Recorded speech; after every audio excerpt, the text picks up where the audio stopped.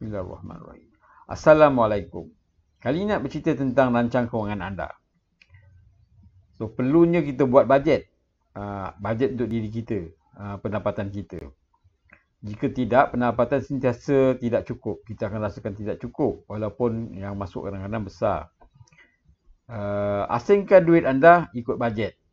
So, maknanya kita kena ada bajet supaya kita boleh asingkan pendapatan kita tu kepada bajet-bajet tertentu. Listkan perbelanjaan. Untuk buat bajet ni, kita kena listkan semua perbelanjaan kita. Perbelanjaan tetap ataupun perbelanjaan tidak tetap. Perbelanjaan tidak tetap ni kita catatkan dulu dan kita buat purata kemudian. Contohnya, perbelanjaan tidak tetap, kita ada satu bajet baru contohnya.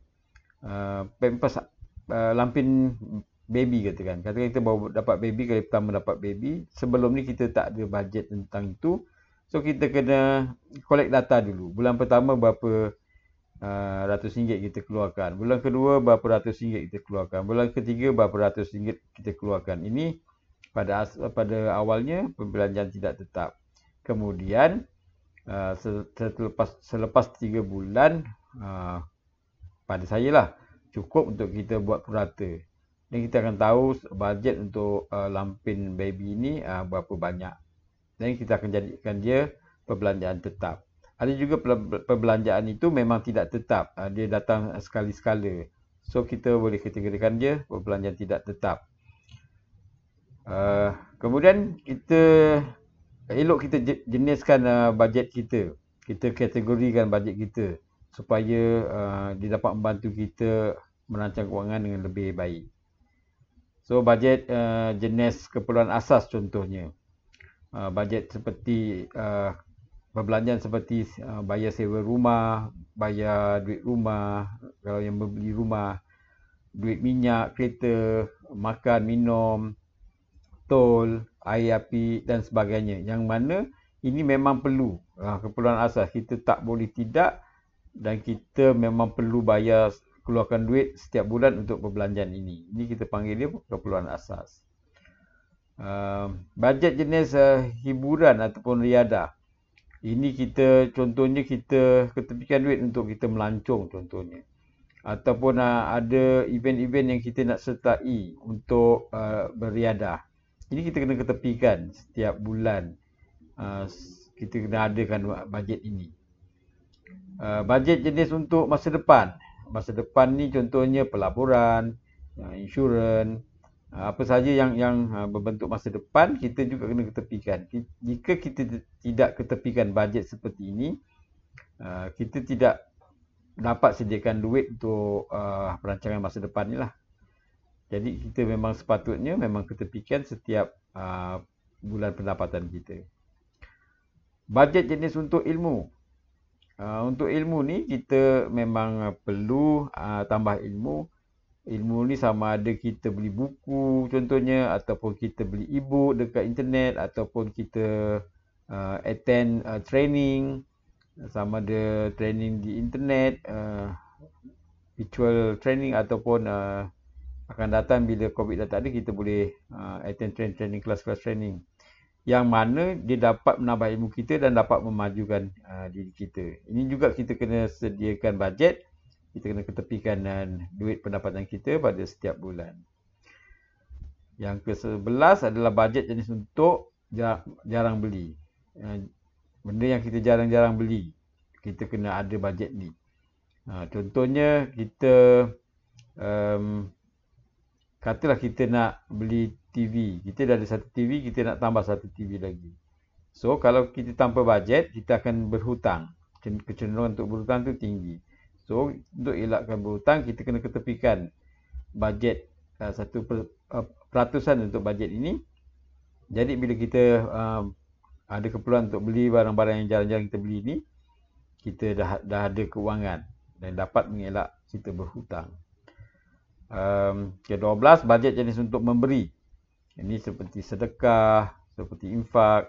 Yang ini kita juga kena ketepikan. Kalau tidak, kita memang sentiasa tidak ada duit untuk tujuan ini. Tujuan pelaburan akhirat kita ini. amal jariah kita ni. Juga kita tahu bahawa bersedekah juga adalah cara-cara untuk menjemput rezeki. The more lebih banyak kita memberi, lagi banyak kita boleh menerima insya-Allah sebagai pulangan daripada Yang Maha Kuasa insya-Allah. So kalau selepas kita buat jenis-jenis ini sebagai contoh saja yang saya buat untuk idea macam kita nak buat bajet. Katalah keperluan asas kita letak 55% daripada pendapatan kita. Hiburan yang riadah kita letak 10%, masa depan kita letak 10%, ilmu kita letak 10%, benda-benda jarang beli kita letak 10%, memberi ataupun sedekah ni kita letak 5% sebagai contoh. Jadi kita nampak macam mana bajet kita, agihan bajet pendapatan kita.